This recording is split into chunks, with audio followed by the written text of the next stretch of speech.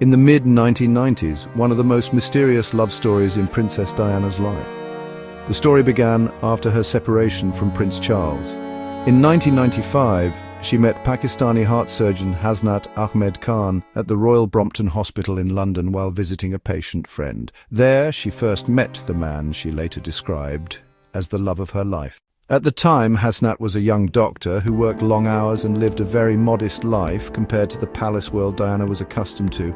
However, he captured her heart from the start.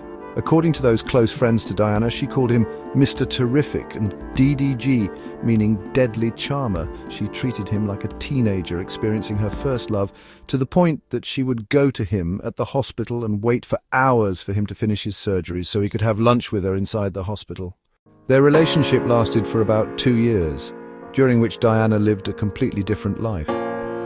She would leave Kensington Palace and go to his small apartment to live ordinary days with him, washing dishes and folding clothes herself, and telling her friends that she found in simplicity a happiness she had never known before.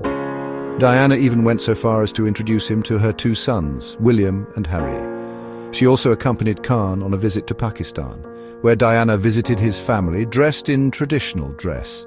She kissed his grandmother's hand out of respect for their customs, and told those close to her that she considered him her soulmate. She hoped to marry him and have a daughter who looked like him.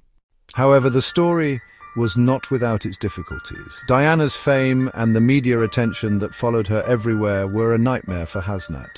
Hassanat Khan hated the spotlight and the paparazzi. It reached the point where Diana's visits to the hospital became a source of annoyance for the administration due to the security measures. As the pressure mounted, Diana tried to protect him from the media, to the point that she completely denied her relationship with him on one occasion. This deeply hurt him and prompted him to distance himself from her for a period. He then returned to her after the mediation of her servant, Paul Burrell, who witnessed many details of their relationship. The disagreements continued, and as time passed, Hassanat realized that his quiet life could not continue with a woman hounded by the press day and night.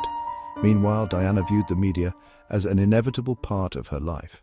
Ultimately, the separation occurred in the summer of 1997. Just a few days later, Diana began a new relationship with Dodi Al-Fayed, which some interpreted as a serious or unpleasant interpretation. Close friends said she tried to forget Hassanat or to arouse his jealousy, but this relationship did not last long, as it ended with her tragic death in the famous Paris incident. What is striking about the whole story is Hassanat Khan's stance after her death. While everyone, from friends and relatives to even employees, spoke about the details of their relationship, he remained silent.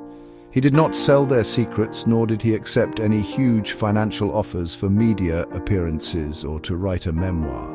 Rather, he was content with giving his official testimony to the police during the reinvestigation into the circumstances of the 2004 incident known as Operation Paget. Even today, more than 28 years later, he still maintains his silence. Diana used to say of him that he was the only person in her life she trusted, would never sell her out, and it seems her feelings were true. Hassanat Khan remained faithful to that trust even after her death, becoming, in the eyes of many, her true, unfinished love story. Please like, subscribe, and check other videos and shorts if you like the content to get more from our channels.